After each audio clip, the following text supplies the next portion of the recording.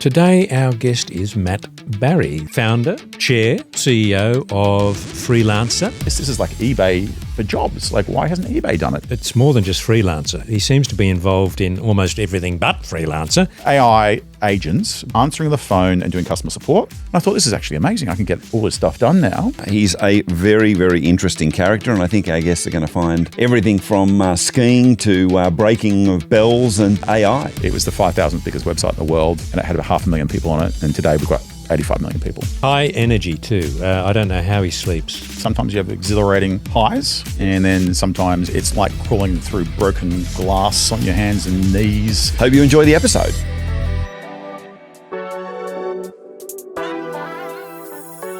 Matt Barrie, welcome to Ticker Talk. We want to chat about a few things, your early stage, etc. Before we get into that, though, I'm going to kick off with how we met, of course, which was a Hanoi, 1968. It was cold, it was dark, it was lonely. I needed the money. You said you love me. No? A bit after that. Okay. You were the marquee listing for the ASX when we were really trying to reboot tech listings in Australia. And Yep. I recently moved home and found a newspaper clipping. Oh, wow. Here we go. A little Hold it up to the retro. mic. A retro is Two of us? Well, three of us. I'm in there the we go. See background. that I'm gentleman lurking. there? Wow, half a head. Yeah. So we want to talk about the Freelancer story today, but let's just talk firstly about the listing and the Freelancer story. We've obviously got the photo on the screen of you famously breaking the rope, and I think perhaps equally famously, Elmer could have had a career in stand-up because he jumped straight up and said, this is what happens when old technology is disrupted. So, which received a great line. But that was a great day, and Freelancer's gone from strength to strength. It's your fault I broke the bell. It's never your fault. Where do you want me to start? Well, let's start at the beginning. Yeah. Let's talk about your education and family, because one of the things that's really always resonated in the time that I've known you is your family. And I've been to a few parties of yours, and whether it's the listing ceremony or New Year's Eve or anything in between, I always see your mum and dad, and they're obviously hugely important to all of our lives, but they're obviously played a really important part in yours. And I think there's a few interesting stories to tell there, but let's first talk about your early education. Look, my mum's a primary school teacher, and Yes. that's always great. If you've got a teacher as a parent, you kind of, you're taught to learn a lot. And so, I've done a long career in various studies, engineering, computer science, physics, and I did electrical engineering at Stanford and so forth. And I actually came back and taught at uni as adjunct while I'm running my companies. And newsflash, heard it here first. One subject I started there was the computer security course I ran for 14 years. So I'd hire the hackers, and then I taught entrepreneurship, technology entrepreneurship, which I copied from a course from Stanford. And I'd hire the entrepreneurs or the hustlers from my company. Or the problem with that was every time I would teach the course, I'd get resignations, and people say, I've been following your course at uni and I'm taking your advice, I'm going to start a company, I quit. Right. So I did dial that back, but the newsflash is one of my students went overseas and worked for Sequoia for a bit, and he's come back and he's restarting the course. I think next year we've got to go, and I'm coming as a guest lecturer to help deliver that course. I'll be doing it again. And my dad was in technology in the early days of computers, so... And did we hear that one of the inspirations for Freelancer was your mother actually doing a website, and there was actually some challenge in actually getting some people to actually help her with that? Yeah, so I was at Sydney University in 1991 was when I started computer science and electrical engineering science double degree, and that was the year the internet connected up to Australian universities, right? So it was all pretty crazy. So I was there from where the internet really got deployed in this country through to today, and around 1994 was the year that only geeks had email addresses, and 95 was the year your grandmother had an email address because they invented the web browser and things went crazy, and you're old enough to remember. Yes. Those crazy times. It was one of the big transformational times where technology really transformed business, and that's kind of what Freelancer is about, because we ride those waves, whether it's web development because of the internet, app development because of mobile phones, or today AI development. I'm sure we'll talk about that. But yeah, I told my mum back in 94, 95, she should get a website built. Now, if she took my advice, because she runs a wholesale importing, arts, crafts, textiles, glues, paints, all that sort of stuff. if she took my advice back in 1994, who knows where she might be? She might be the Jeff Bezos, Mrs. Musk or something. Yes. Mrs. Musk, Mrs. Bezos or whatever. But it didn't happen. And then fast forward, long story. I went to Stanford. I worked in the Valley for a while in the real boom times because I got there in '97 and graduated in '98. So '99, I was working in the Valley. 2000, came back to Australia, etc. And fast forward, I built a fabulous semiconductor company that's ultimately sold to Intel. It's a long story I won't get into, but in between that company and starting Freelancer, I was looking for something to do. And my mother had not built a website by that stage in 2007. And so in a lot of frustration after 13 years of telling her to do so, I said, look, I'll do it. I've got some spare time now and I'll build you a website. And I instantly realized the error of my ways. She had 10,000 products, very bad photos of everything, very bad descriptions of everything, and it became a massive data entry exercise, and that's hence the reason why she didn't have a website. Okay. And so I got bogged into it, and I thought, okay, how do I get all the data entry done? And I was trying to get little brothers and sisters of mine to friends of mine to do the job, and I thought, okay, there's one specific task to start off with, which was fill in a spreadsheet. Put in the name, address, phone number of shops, basically, that would buy off her. But to build a catalog so that other shops will want to be part of the directory and get traffic in as a bit of an early, acquisition sort of strategy. And I said I'd pay $2 per row in a spreadsheet, which sounds pretty crazy these days, but back then I thought that's what you had to pay.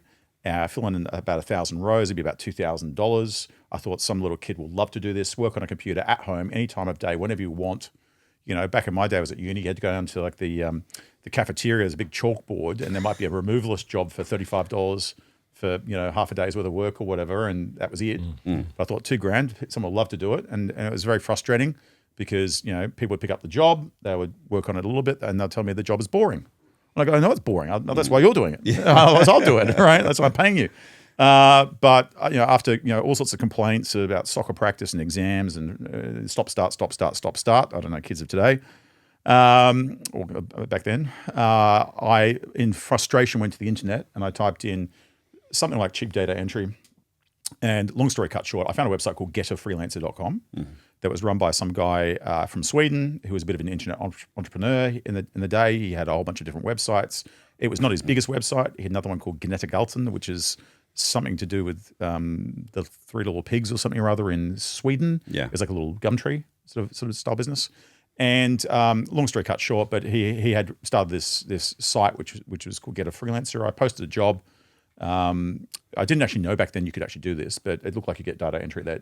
And I kind of typed in a description. I hit go, said $2,000 budget, and I went to lunch. And I actually forgot I posted the thing. And I came back a few hours later, and my inbox was spammed. I had 70-something emails in there, and it was like, I'll do it for 2,000, 1,000, 400, 300, 200, 100. I thought, what is this? Yeah. I thought this is fake, obviously. And I looked through it all, and I go, hang on a tick. And I kind of realized, actually, there are real people here. But why are they bidding $100? I said $2,000 was my budget. Why would you bid $100? And I realized, okay, everyone's from emerging markets. I actually grew up in Indonesia, so I should have realized about different wages and what have you, but I just didn't click. And I thought, this is actually amazing. I can get all this stuff done now. I can build a company at home. I'm in between my last company and what my next venture might be. I didn't actually know what it would be. And I thought, this is great. I can sit at home and whack in a credit card and kind of just get anything done. There's a whole army of people here in any category. And I thought, this is just, necessity is the mother of invention. I thought, this is absolutely amazing. I can go and start any business, whatever. And long story cut short, I thought I should build a business using this website. And I thought, what business should I build? And I mucked around for a little bit. I thought, I'd love to have a business exactly the same as this. This is like eBay for jobs. Like, why hasn't eBay done it? Surely, eBay is a global marketplace of products. Surely a global marketplace of services is a very big category that everyone's missed. Yeah. And you remember this is like 2007, right? And, today, if I said, back then, if I said to you, did you know that you could hire someone in Bangladesh to build a website for you and it'd be $50? Today you go, that's obvious. I can go online and get people to build things for me inexpensively. And, but back then, it was not obvious. And it sounds pretty bizarre, but, if I said that back then, and I know because I actually asked people, they would say, where's Bangladesh? Do they have computers? Do they speak English? Well, what happened to the chap in Sweden? I'm getting to that. Okay. So what happened was I thought I should build a business with this website. What should I build? And I thought, I should build a copy of this website. So I started my own company called BitItOut.com, and I used freelancers on Get a Freelancer to copy Get a Freelancer for BitItOut.com, because I can program but I can't design and this, that, the other. And I was hiring people to do data entry, and I got going for a couple of weeks, and I kind of got some software going. I kind of figured out the business model, and I wrote a rudimentary plan and whatever. And then I said to myself, I did a bit of competitive research, and back then there were actually a dozen or so companies doing this, but no one had set the world on fire. There was a little bit of tiny institutional funding and two American companies, but it was a highly fragmented space. And I thought to myself, no one's going to fund me to be number 13. And I just spent 6 years running my last company, doing the traditional Series A, Series B, Series C venture capital boiling frog situation, which I know the NSX can help with now. Yes. Because with venture capital, you have all these other rights, privileges, and things you give away. Yes. Every round of financing, which makes it absolutely a horrible experience, because you start off going, I own 50% of this company. And then a few years later, you go, why do I own 5% of this company and have 16 people on my board and no ability to make any decisions and this, that, the other. But anyway, long story cut short, I thought maybe I should try buy rather than build. And so I did a bit of research. I contacted a bunch of people. I said, do you want to sell your business? And a few said yes. Ironically, the one that looked the most attractive was Get a Freelancer, because it had the most traffic. Why did it have the most traffic? Because it had the best SEO strategy. And that's exactly how I found the business. I typed something into Google, and I found it, right? And very long story cut short, it took about 18 months, but eventually I ended up buying the business, rebranding it to Freelancer, buying all the competitors. I bought 30-something businesses, merged them all together. Occasionally I stepped out and started other businesses. Some have done particularly well. I'll talk about in a second. Sometimes they blew up. In fact, one blew up in 24 hours, which was a claim to fame, buying a business and having it blow up in 24 hours and irreversible. So it doesn't always work out, particularly when you step out and try to do something new. But a very, very long story cut short is I bought that business. It was doing about $1 million of revenue. It was slightly profitable. It was the 5,000th biggest website in the world. And it had about 500,000 people on it. And today we've got 85 million people on the site. Not bad, not bad. I mean, I've often wondered, now that journey you just described is remarkable. Now you're running a public company. Yep. With all of the requirements of running it that goes with running a public company. And yet it seems to me from a little distance, you're as busy as ever as a freelancer yourself. Speaking here, speaking there, advising on that, teaching, et cetera, et cetera. How are you managing to find the balance between being the CEO and chair, I think? Aren't you glad the Corporate Governance Council has just been disbanded? But you're both chair and CEO of a public company, but also doing all these other things. How do you find the balance? And if I was to ask one of a key shareholder or stakeholder in the company, what would they say about your ability to balance? Look, I'll tell you the truth. There is no work-life balance. Like if you do this, you can fall in. You're all committed. That's the reality. I mean, people pretend otherwise, but you pretty much have no balance. Because, I mean, it's 24/7 by 365, right? Every minute of the day, there's someone on the site. Mike Cannon-Brooks once told me some great advice. He says, if you come to work and you don't smell smoke, you're not sniffing hard enough. Like every day there's something burning, right, somewhere in the business. And it's good advice, actually. It's actually phenomenal advice. It's stuck with me all the way through, right? So it's always on. Things are always happening. You do the best you can. You hire great people and try and delegate this, that, the other. But the reality is nobody will have the passion or the ownership of the business other than the original founders. Do you sleep?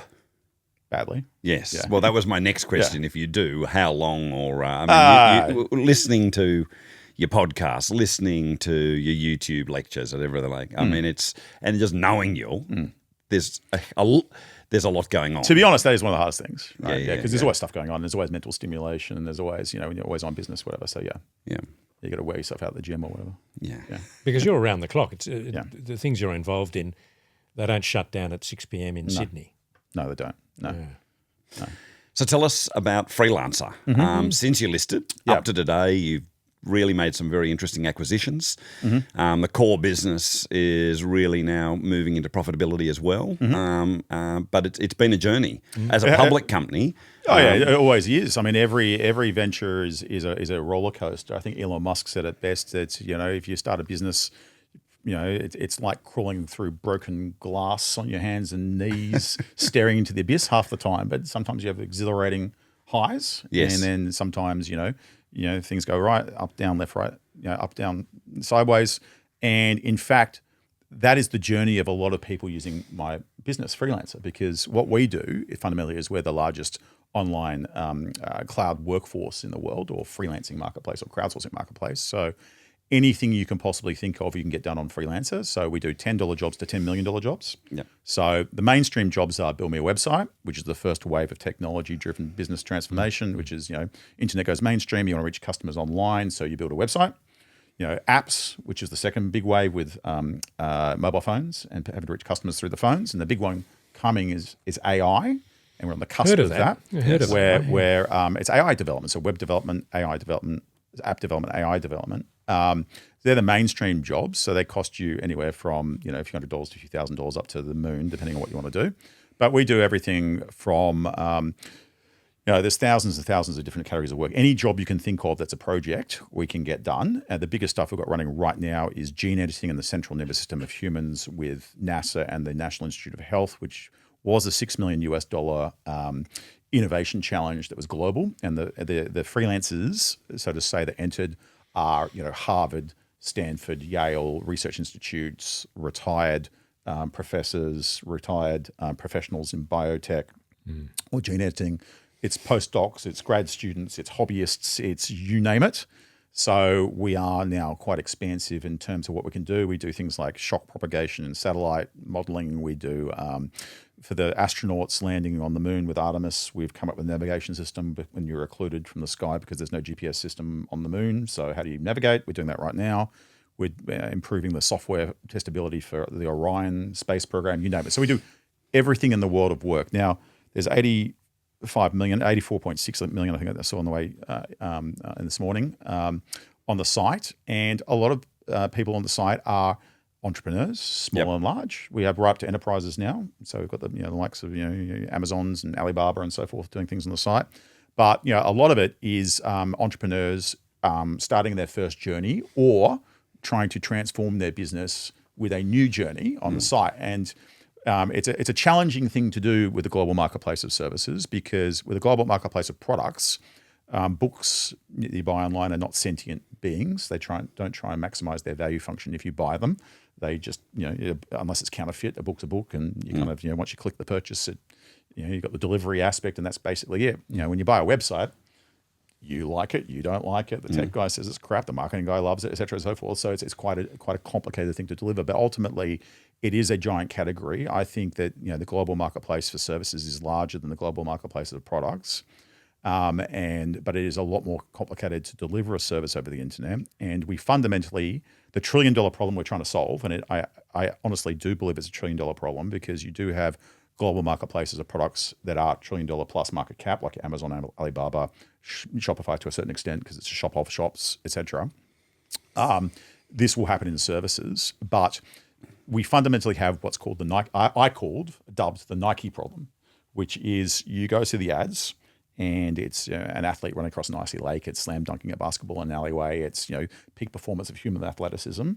But you buy the shoes, you go home, and you're still fat, right?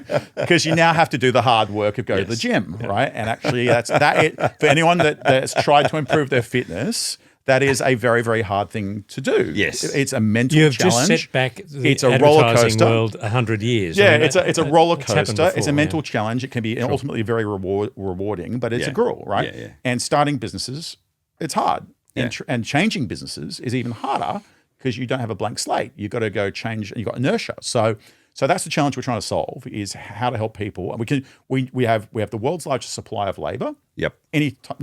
Gene editing to astrophysics, web designers, software developers, transform your house. We have people that go out in the field and repair laptops. We have we do that at scale. Tens of thousands of jobs around the world. We've done about 90,000 different repairs of bits of electronic equipment, etc. But the challenge is, how do you make it easy to consume labor at scale, and how do you solve the Nike problem of that, taking people on that emotional journey and getting them to actually put the hard work in? Well, that is, I think, where we're going to take a break. I know we're going to talk about things like AI after the break, and to Matt's frustration, getting a little frustrated to talk about skiing as well. Thanks, Matt. Thank you. Hope you're enjoying this episode of Ticker Talk, sponsored by the National Stock Exchange of Australia. the leading exchange in Australia for startups and scale-ups. Follow us on LinkedIn for market updates, news and events. Welcome back to Ticker Talk. We're here with Matt Barrie, and we've got a common passion of skiing. I'm wearing a Whistler cap here as a nod to you because we don't just love skiing, but we love Whistler as well.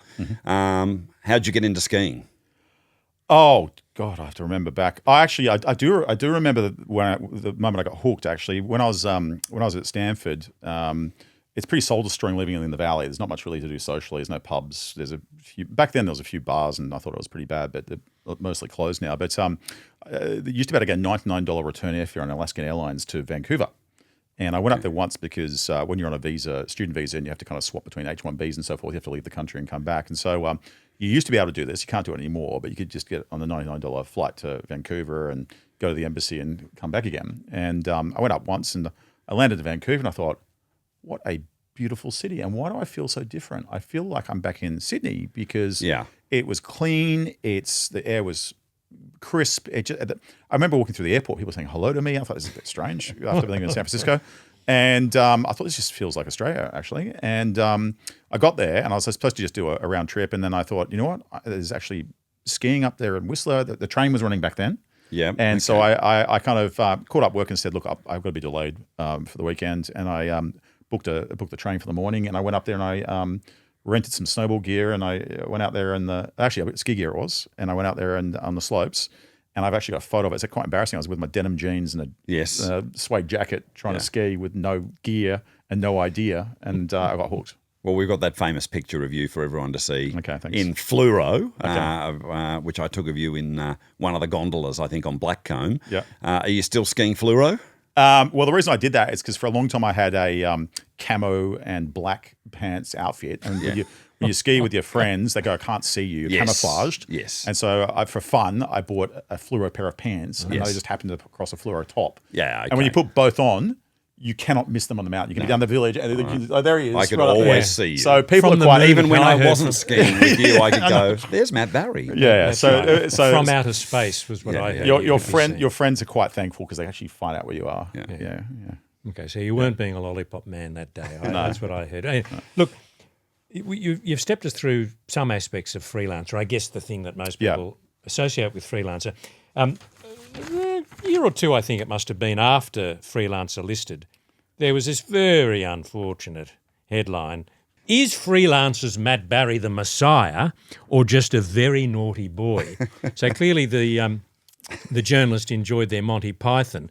Yeah. But I mean, you can have that. There's another one for the trophy cabinet. But it got me wondering about the other bits of the Freelancer. We have to business. Explain why he wrote that. Well, I don't otherwise know people will be wondering what's going on. Well, I think this is going out at this podcast goes out at a family-friendly time. I don't know whether I can go into some of the detail. It's a family-friendly newspaper, so I think you can recant. Remind us. I wasn't there. I actually forgot about this until you showed me. Basically, it's just saying we do a wide variety of work on Freelancer, including one looking for some adult content and the other saying I'm looking for a crate of bananas. They're not related, but it's a nice. Well, we think they're not related. So you allege. It's actually quite funny. I forgot about this. So other than adult content and bananas, you've been reasonably acquisitive too.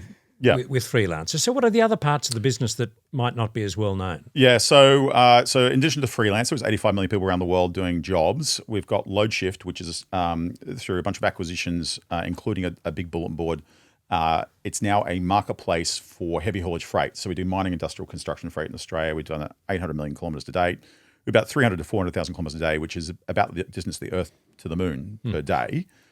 That's one business. But another one we've got is escrow.com. And I wrote a few notes on the way over here.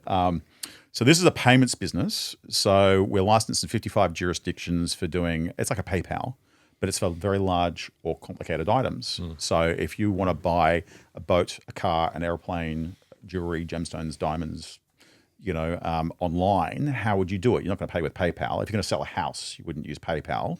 So what we do is we're escrow. And simply what we do is we take the money and we hold it until the transaction settles with all the documentation, and then we release the funds. It's as simple as that. So we ensure the buyer gets what they want to buy, and the seller gets their money ultimately. And the reason why it's interesting for the NSX is we do a lot of assets. We buy and sell. We allow transactions buying and selling everything from large machinery, businesses, etc. But there's a whole bunch of asset classes that I think could be very interesting because, correct me if I'm wrong, the NSX was a world leader in asset-backed securities originally with things like wine class shares and so forth. Tokenized wine back in 2002, taxi plate licenses, and a very broad license for being able to actually effectively have these in securities, or as you say, a securitization of form, trade on the exchange to retail investors. So there's a whole bunch of class of assets. I wrote a few of them down that I think could be interesting to consider for the NSX. I'll start with one. I mean, because effectively, you now have 4 markets in Australia. You've got the ASX, which is trying to fix their chess debacle. Yes. You've got CBOE or CBO, I'm not sure how to pronounce Chicago Board Options Exchange, which is trying to chase the big cap IPOs, right? There's a potential, I think, for the NSX to own the niche to mainstream digital asset lane. Yes, right? And we'd agree. I'll give you an example. So we do a lot of IP address blocks. Yep. So what are IP addresses? So you type into the web browser www.google.com. That's the name address, which is a domain name. But that translates to an IP address, which is 129.78.8.1 or whatever it might be. Now those IP addresses, which are effectively the plumbing of the internet, they're actually big business because all the cloud providers are running out of what's called IPv4 numbers. There's an IPv6, which is a bit of a change of protocol. It's a little more complicated. People can't remember numbers, etc. But there's a roaring trade in these blocks. So last year, for example, we sold $50 million in a single block to a major cloud provider of these IP addresses. They're heavily commoditized, so there's a price for them that fluctuates. That's I think very tradable. At the moment, they're trading about $20 US per IP address. Per address. Okay. Per single address. Yes. And they sell in big blocks. And there's a finite number of them. There's a finite almost number. like Bitcoin. There's a finite number. Yeah. And we do about $100 million a year US of plus or minus of these. And they lease out as well. You can lease them for 40 cents per month per So IP there's address. income. There's income. Stream. So you could potentially on the NSX do something like a digital infrastructure income trust. Yep. And pay out a monthly lease yield and mark to market each quarter and ... We also do in the domain name space, we do somewhere between $500 million US and $1 billion US a year of domain names. Now, what are domain names? They're actually the true digital land of the internet. So for example, when Facebook rebranded to meta.com, we sold them the domain name. We sold uber.com to Uber. We sold snapchat.com to Snapchat. We sold SpaceX.com to SpaceX. We sold... Are you a digital squatter? No, we didn't own the names. Yes. We did the transaction. Right. So some seller had the name. Yes. Like had the real estate. Yes. And when Facebook decided they want to own the metaverse, yes. What's the best house on the best street to be for the metaverse? It's meta.com. Yep. And so that person or company sold that name to Facebook. In fact, we did all the trademarks associated with that. Well, a lot of the trademarks associated with that as well. But the point is, these names now sell for huge money. Yes. So we see them routinely going through at $10 million US a name. Yep. Like if you've got a payments.com or you've got a funding.com or a fashion.com or whatever, we see them going through at $20 million US, 25 million, 30 million. In fact, AI.com will go through at some point very soon, and that will be a ground setting, like an absolutely incredible valuation. Probably a good opportunity for the Antiguan Stock Exchange as well, being .ai. Well, we actually we do a quarterly report on this actually, with pricing, etc. So we're building all the infrastructure around. Effectively, what's going to happen is this space, all the institutional support around it is going to come that happens in the real estate market, and effectively it's the commercial property of the internet.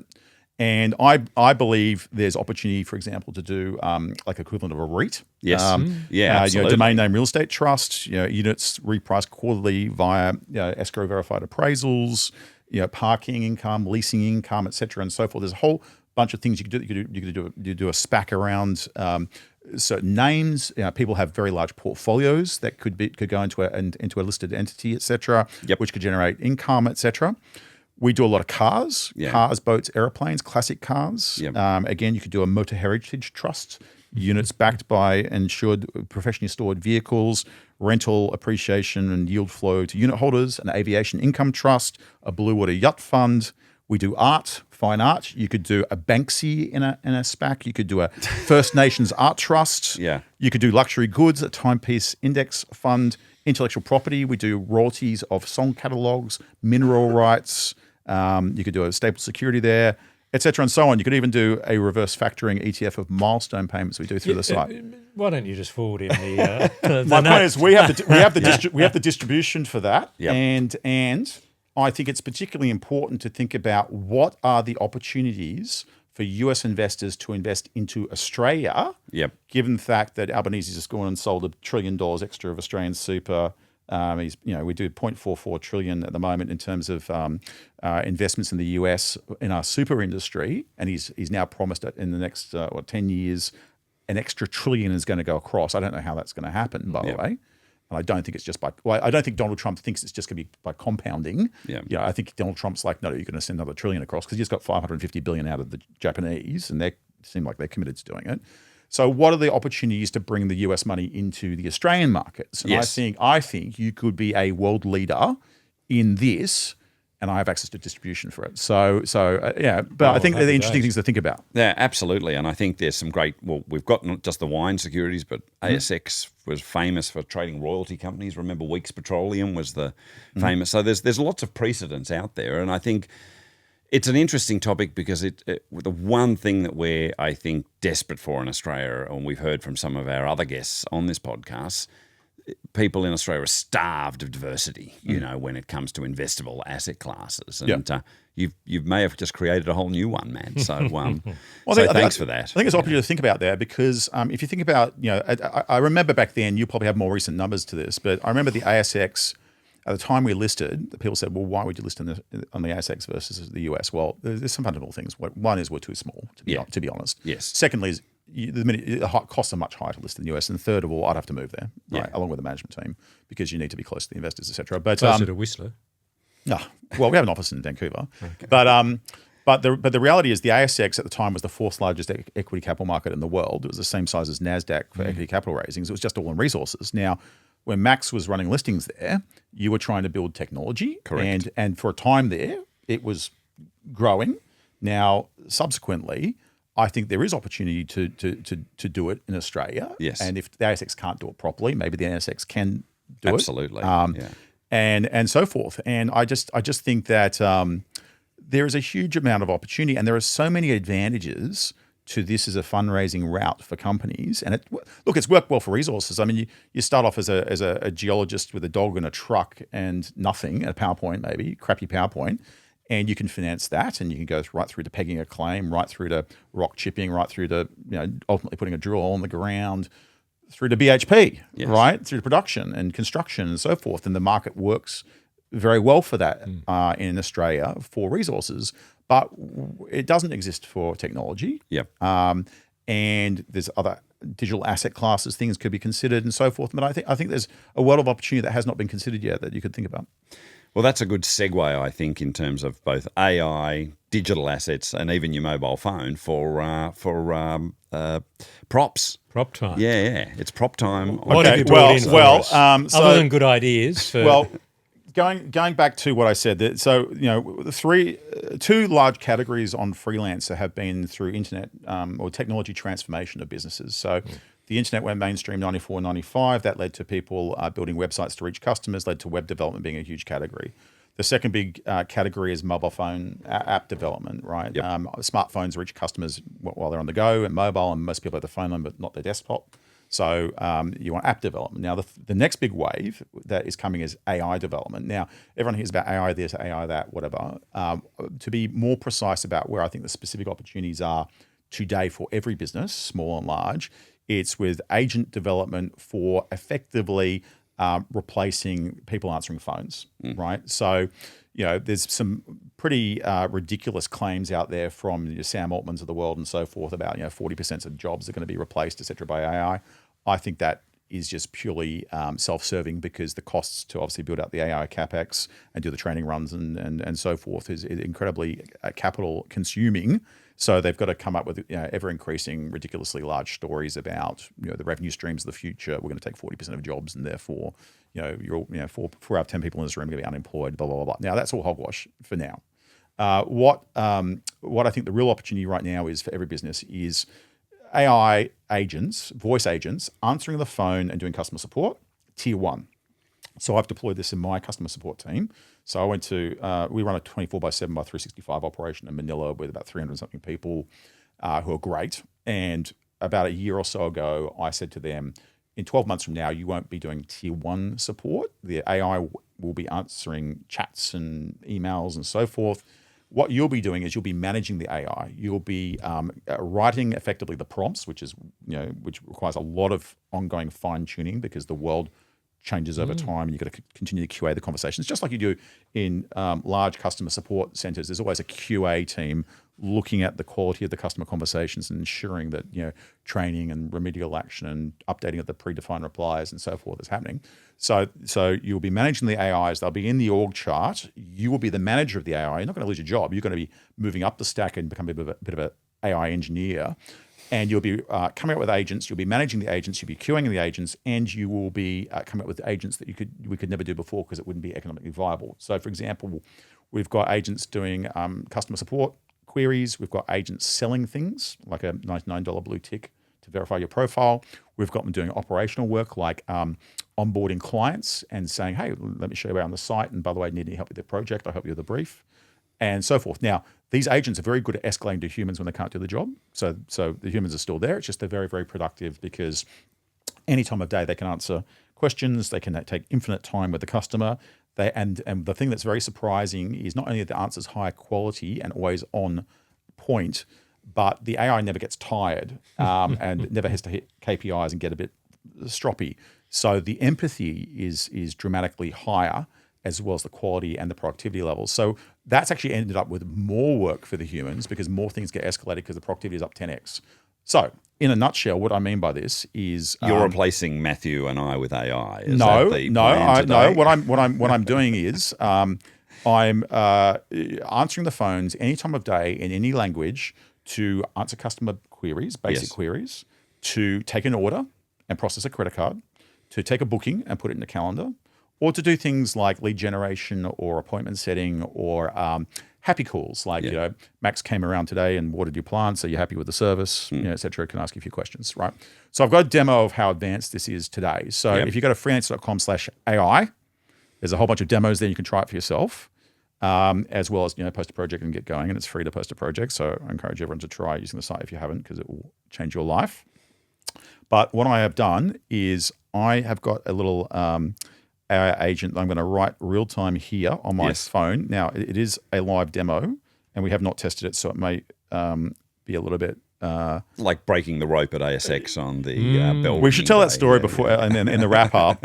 So what I'm going to do is I'm going to write an AI agent, and this will be an outbound agent. Yes. That will be doing lead generation. Yes. To find new listings. Yes. For the NSX. So you've actually just got rid of our interns who are looking pretty glum. No, I've just turbocharged them, and they're going to be the managers of this, right? Okay. And they'll be dealing with the escalations, and they'll be coming up with new things for it to do, right? Okay. So I just want to be clear here what we're going to get to do. So be precise. So where am I? So I have written here. This might be the first podcast where we've actually done this real time for anyone, maybe, Yeah. So you are calling a cold prospect in Australia, which might be interested in listing on the NSX. Yes. Your goal is to try and line up a 15-minute call with Max Cunningham. Yes. The, should I say, very good-looking CEO. Of the NSX. Voice for radio. To discuss the prospects, priorities, share insights, and see how the NSX can help the company reach new investors in global markets.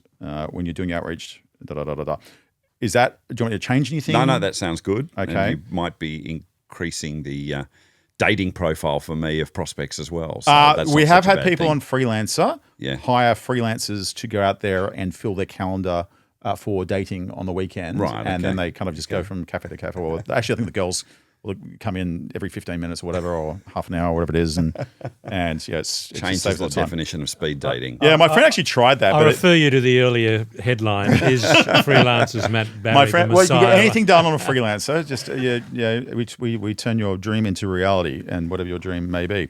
All right. So that's it. okay, I That saved works. it. So Yeah. and I've also selected an Australian voice, and you can do any voice. In fact, I could even clone your voice. But I haven't got time to do that How now. about Hogues? That would be good. I will have to do that afterwards. And somewhere here, I've got a button. We'll do my voice, I think. I've got to find the button to actually. It's doing a reload. We're doing this live. Okay, somewhere here, I've got a test. Where are we? Yeah. Here we can are. cut that out. Here we are. Test the audio. There we go. Test. Exchange of Australia. Hope you're having a good day. I'm reaching out because we're working with some really exciting growth companies, both Aussie and international, helping them tap into new investors and global markets. I'd love to line up a quick 15-minute chat with our CEO, also named Max, and trust me, he's a good-looking bloke, to hear about your priorities and share a few insights on how the NSX could help Freelancer reach that next level. What does your schedule look like over the next few days for a quick call? Before I get there, I mean, why should I list on the NSX? Great question, Matt. The NSX is all about helping growth-focused companies like Freelancer get noticed by a broader pool of investors, especially those looking for innovative, high-potential businesses. We offer a more flexible, streamlined listing process compared to the bigger exchanges, and you get direct access to both local and international capital. Plus, we're really focused on supporting tech-driven ventures, so you'd be in good company. Honestly, it's about giving you more visibility, more funding options, and a platform that actually gets what you're building. How about we dive deeper into how this could work for Freelancer on a quick call with Max? I mean, how would it compare with the ASX, like in terms of costs? Is it going to be more expensive, less expensive? How's that work?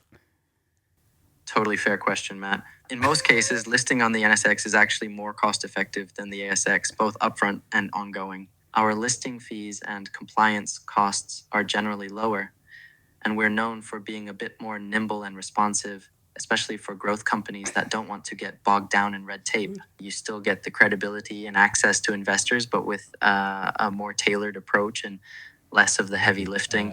If you want, I can get Max to walk you through a side-by-side comparison and answer any nitty-gritty questions you've got. Would you have a window this week or next for a quick chat? Well, I mean, it's Friday today, so it'll have to be Monday. How late on Monday can you do it? No worries, Matt. Monday works. We can do calls up until 5 p.m. Sydney time. What's the latest you'd like to go? Well, how long will a call take? It'll just be a quick 15-minute call, short and sweet, I promise. Just enough time to cover your questions and see if there's a good fit. What time on Monday suits you best? 4:30 would be probably okay. Perfect. So 4:30 p.m. on Monday works for you. I'll lock that in for a quick 15-minute chat with Max, our CEO. He'll walk you through how NSX can help freelancers stand out, answer any questions about costs, and share some insights on reaching new investors. Sound good? Yeah, Anything great. specific you- Thank you. Thanks for your time. Very good. Yeah. That's impressive. So there you go. So, and how much would that cost you to get built? Well, let me tell you, building an AI agent to do that is the same price as getting your website built and your app built. So that means different things to different size customers, but a few grand and up, you can have them answering the phones or doing outbound lead generation in this particular case, any time of day, not get tired in any language. We can't finish this podcast without getting to the bottom of the breaking the bell story, Matt. So when Freelancer did list, it's almost 10 years ago now, and you did, I think you were the first to break the rope that was attached to the bell.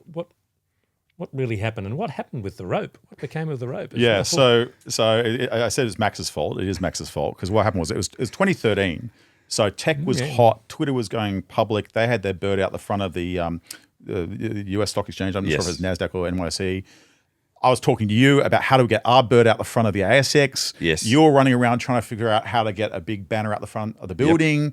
You said that there are holes to tie it to, but the building owner or whatever had a problem with it. Yeah. So we put a neon sign in the front. Correct. And the market was, it was Mark Andreessen was out there saying software's eating the world. It was a really hot time for internet-enabled businesses. And it was a lot. We had a takeover offer that was contemporaneous with the listing. So a Japanese company made an offer to buy us, and I decided to list it at that point in time for a variety of different reasons. And anyway, it was a 50-cent issue price, and I came out on stage. All the journalists were there because there was a lot of hype back then around tech, and there was a lot of hype around the company and so forth. And I get on stage, and it was all very new to me. I'd never listed a company before, so I didn't actually know what was involved. So I had to go up and kind of say something rather than ring a bell or something like that. And Max said to me, a little old, I think a Japanese man was the last person to IPO, and just give it a good ring, because he was a bit timid and didn't actually ring the bell properly, right? Yeah, okay. And so I go, okay. And I'm holding the rope, or the donga, or whatever you call it, and I'm looking around for where the share price is. Now, normally on an IPO, you expect a 15% lift in the share price. So I'm looking around for a 65 or a 70 or whatever. And of course, all the cameras are flashing. There's like, would have been like 50 journalists there. It was crazy. It was like a big thing. And I was looking around for where the share price was, and I couldn't find it. I said, "Where's the share price?" I'm like kind of looking down at it, and the cameras are going off, and they're saying it's over there. And I pointed, and it said 2.50. So I'm doing the math in my head of what the market cap was. Yeah. It was like over $1 billion actually US, because the Australian dollar was. And I'm going, what the hell? And you go, ring the bell. And I go, yeah. And the whole thing came out, and I just hold it up. Yeah. And of course, then it was the front page of the AFR, and then Elmer got up and said, this is what new technology does to old technology, and it was all a big thing. And then I think you package it up in a frame, and you send it to me, and it's on the wall at work. It's fantastic. A photo with the bell ringer. And it was the first, wasn't it? And that then became a tradition. We encourage people after that to break the rope, and there's a few boardrooms in Australia who have that, but you've got the first one. You are the original. But there are rope makers and sellers around Australia thanking you for breaking that rope, because now they are in business for the next 100 years. I think you told me there's a guy in the North Shore or somewhere that actually makes these things, and he started. They were wondering why were we buying so many just ropes? Yeah, they're ship ropes, aren't they? They're made for nautical purposes. Yeah. Brilliant. So you did break it. So there we go. Breaking the mold. I take credit then. Yeah, it's your fault. I think, Matthew, it's over to you for quick fire questions. No, you've got. Oh, is that me? Here we go. Okay. Here we go. All right. If you could hire anyone in history on Freelancer, who would it be? It's pretty interesting if you go through the database on Freelancer, because everyone is there, including Mark Zuckerberg, had a Freelancer profile on our site back in 2000. What was he saying he could build? PHP style systems, and he had I think it was Exeter was the name of his company, which I think was the house he was in at Harvard. Okay. So it'd be interesting to hire him. And so not Benjamin Franklin or Isaac Newton or Einstein. Not that long ago. No. Okay. So, what's one habit that makes you more productive? Look, first thing, it's a mindset that no one is going to do something for you, to change your life in a dramatic way. You got to do it yourself. So once you realize inherently you do things for yourself and you have agency for your agency is for yourself, that's very important. I tell my niece that. I say, when you do your exams at school, it's not because the teacher's telling you to study it. It's because if you look at the subject, the transformational thing for me was understanding that if I do this subject and do well at it, it's going to make me better in these ways, A, B, C, right? So you want to have that mindset that you're doing things for yourself, your productivity goes up dramatically. The other thing I do, which is a tip I tell people at work, is just come to work in the morning and you write down all the things you want to get done, and don't leave until you get them done. Just tick them off one by one. Otherwise, I'd never get home. Otherwise, my list is always growing. Depends what you and write the thing down. about backlogs is they grow forever. But some people do procrastinate, and they kind of you have your as your caffeine wears off in the morning or whatever, you do kind of go through these procrastination periods. But if you have it written down, it does give you a bit more energy to go tick, tick, tick, tick. This might be, you may have just answered the next one, but it's a crossover with the advice you've given your niece. If you had one piece of advice for young, ambitious individuals seeking success, what would it be? I did muck up. I did actually make a mistake in that when I taught entrepreneurship to people at uni, so it was final year engineers, computer scientists, and so forth. I did say, it was back in the days where Y Combinator was booming, and you take 4 people, stick them in a room, feed them noodles for 4 months, pop out the other side, and you can create now inexpensively a business, a startup. I did say to them, go and do it as soon as you graduate. What's the risk at the moment? You're broke. You don't have a girlfriend. You don't have a house. You don't have a mortgage. what's the worst thing that can happen 2 years from now? You'll still be broke, still not have a girlfriend, but you'll have some great experience. Now, the mistake with that advice was I saw a lot of people come fresh out of uni and go and try and do startups and not succeed, and then do another startup and not succeed, and do another startup and not succeed. Then they get to the age of 40 and they've just been bouncing around 1 or 2 person startups, right? Or 3 people, 4 people startups. Now, the reason why a lot of them have problems in getting going is because they haven't learned any of the soft skills on how do I hire someone? How do I fire someone? How do companies work? How do I organize things? How do I set priorities? How do I do whatever, right? And a lot of the things that you pick up if you have a job for a couple of years, right? And I think in hindsight, and particularly after I saw Jack Ma talk about this, when you come out and you go into the real world, don't be in a hurry to go out and rush to start a company. Go out there and find a good company with a good leader and go work there for a couple of years. Good advice. Get a bit of experience, because maybe if you do start a company, you won't ever go back to working for anyone ever again, right? Like, I don't think, fundamentally, I'm unemployable. That's why I kind of do what I do. But I think it'd be very hard for someone to employ me or me to go work for someone, in the future. So, there's all my dreams of being a game developer, or I don't know, like a Formula One racer, or like they're kind of out the door. But, in that opportunity where you're a grad, go out there and work somewhere and learn how companies work and learn how leaders lead and learn how things, go. Because when you go to start your business a couple of years later, you're going to be, so much better in terms of your ability to do that than fumbling around as a new grad who's never worked anywhere trying to figure out how companies work. Matt, it's always an experience to catch up with you, a sprint, I would say, and congrats on the business you've built. Thanks for your support over the years to us as well, and look forward to seeing you in the future. Likewise, and thanks for your support. Thanks, Matt.